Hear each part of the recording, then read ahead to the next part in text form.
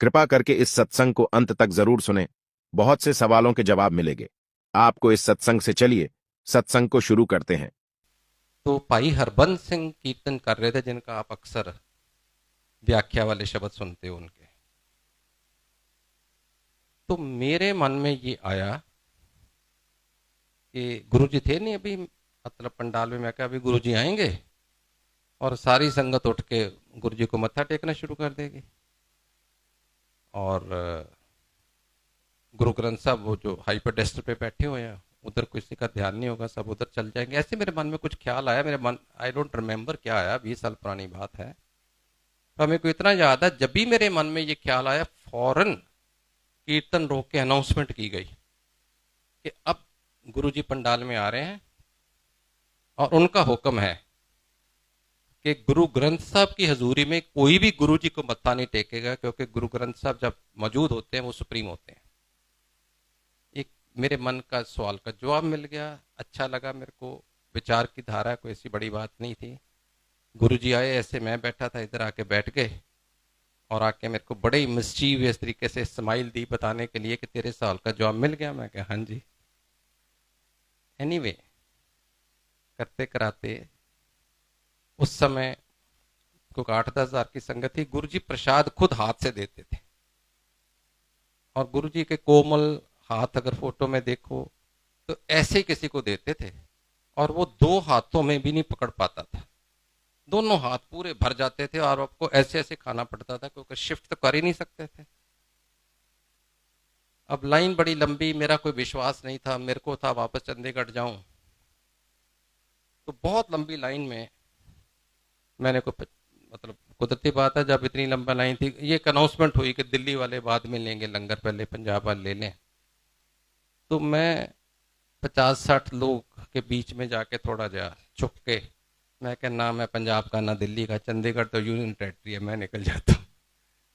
तो मैं प्रसाद लेने के लिए स्मार्टली भी, चलो चले घर चले, मैं ऐसे 50-60 किलो, किसी को बोल दो जरा, मेरे को जल्दी, कुछ ना तो करता नहीं, लाइन में आ गया। ऐसे ऐसे गुरु जी प्रसाद दिए जा रहे हैं, और जब मेरी टर्न आई, कहते आओ नारंग अंकल आ गए लाइन तोड़ के। मैं तो देखता ही रह गया, इन्होंने देखा कहाँ पे मेरे को। उस समय एहसास नहीं हुआ ये कौन है। आज पता है कि वो शिव हैं, तीसरी आंख से दुनिया देखते हैं, मैं किस बात की मूली हूँ। लेकिन वो उन्होंने जब कहा ना, मैं कह यार इन्होंने पकड़ लिया मेरे को। और फिर जाने के टाइम मेरे को कहते 7 जुलाई को मेरा जन्मदिन है, बड़े मंदिर लेके आई फैमिली नो। सब फिर 7 बच्चे मुंह से निकला।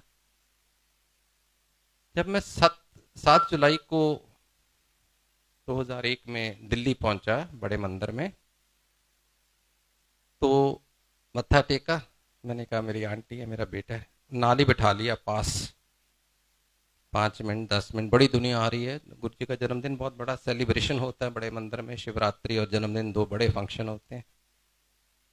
और उसमें वहां पे अरुण शोरी अंकल बैठे हुए थे। If you have heard of Arun Shourie, he was minister पहली वाजपेयी गवर्नमेंट में भी, और वैसे इंडियन एक्सप्रेस के एडिटर भी रहे हैं, बहुत फेमस जर्नलिस्ट हैं। 10 मिनट हुए होंगे तो कहते अरुण शोरी को, शोरी अंकल नारंग को सत्संग सुनाओ।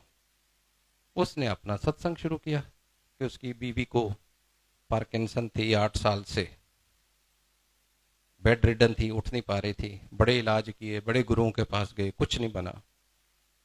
एक दिन इस गुरुजी के पास कोई ले आया, तो जाने के टाइम गुरुजी ने कहा ये प्रसाद अपनी बीवी को दे देना। वो था समोसा प्रसाद। अब ये आदमी सोचे, मैंने गुरुजी को बोला है बेड रिडन है, ये भी बोला उठ नहीं सकती, तो गुरुजी को क्या सूझी, प्रसाद भी देना था तो फ्राइड ही देना था, मतलब वो तो खाती नहीं, टच नहीं करती। एनीवे, घर जाके अपनी बीवी को बोलता है, अरुण शौरी अंकल, अनीता, ये आज मैं एक और गुरु के पास गया था। रोज ही जाता होगा बेचारा, वाइफ बीमार है तो परेशानी है। आज मैं एक और गुरु के पास गया तो उन्होंने ये आपके लिए प्रसाद दिया है, मैं आपकी साइड टेबल पे रख रहा हूँ, अगर दिल करे तो खाना, नहीं करेगा तो सुबह मेड को दे देना। कहते मैं तो कह के अपने कमरे में चला गया, क्योंकि मेरे को काम करना होता था जर्नलिज्म का। सुबह में 6-6:30 बजे बतौर आतन चाय पीने आता था, बीवी के पास आया तो बीवी बेड पे नहीं। तो मैं बड़ा परेशान, मैंने आवाज दी, अनीता अनीता, और सॉरी, मैंने आवाज़ दी उस नर्स को जो ड्यूटी पे होती है, वो भी नहीं बोली, या तो ऑफ ड्यूटी होगी या कहीं इधर उधर होगी। फिर मैंने देखा समोसा भी नहीं है, मैं क्या तो खा गई लगती है। Then I said Anita Anita, and she replied from the washroom, don't shout, I am in washroom. समझ नहीं लगी किसके साथ गई, क्योंकि जिसका नर्स की जिसकी ड्यूटी थी वो तो बोल नहीं रही थी। उतनी देर में वॉशरूम का दरवाज़ा खुला और सोटी के साथ आंटी आ गए। तो बड़ा परेशान हुआ, आप तो 8 साल से नहीं उठ रहे थे, क्या हुआ? कहती पता नहीं, आपने रात को एक प्रसाद दिया था, पहले तो मेरा भी कोई मन नहीं था खाने का, ऐसे रख दिया, और फिर 2 बजे 2:30 बजे मेरे मन में क्या ख्याल आया, मैंने उठा के प्रसाद खाया। और मैंने भूल ही गई थी कि मैं उठ नहीं सकती, प्रसाद खाया तो मेरे को अर्ज हुई बाथरूम जाने की, मैं सोटी पकड़ी और चली गई। That was the beginning. अब यही चीज कोई ऐरा गहरा का कोई भी और संगत का सुनाता तो मेरे को विश्वास नहीं होता। मेरे को लगता है ये गुरुजी ने अपने कुछ टट्टू पाल रखे, स्पोक्स पर्सन है। आप में से कई सोचते होंगे मैं भी गुरुजी का स्पोक्स पर्सन हूँ, कि उनके सत्संग करते हैं, उनकी तरफ से पता नहीं क्या इनको मिलता है, ये जो गुरुजी का प्रचार। नो, पर उनको पता था गुरुजी को कि ये जो पढ़े लिखे लोग हैं, मेरे जैसे सो कॉल्ड पढ़े लिखे, अरुण शौरी कहेगा तो एकदम मान जाएंगे, कोई और कहेगा तो शायद नहीं मानेंगे। तो यही कारण था गुरुजी ने अरुण शौरी से ही सबसे पहले सत्संग कराया मेरे साथ, जिसमें मेरा, मेरी बीवी और मेरे बेटे को अटल विश्वास हो गया। उम्मीद है आप सबको आज का सत्संग अच्छा लगा होगा। अगर ऐसा है तो आप इस सत्संग को दूसरी संगत के साथ जरूर साझा करें। मिलते हैं आप सबसे अगले सत्संग में, जब तक के लिए सत्संग सुने और दूसरों को भी सुनाएं। जय गुरु जी।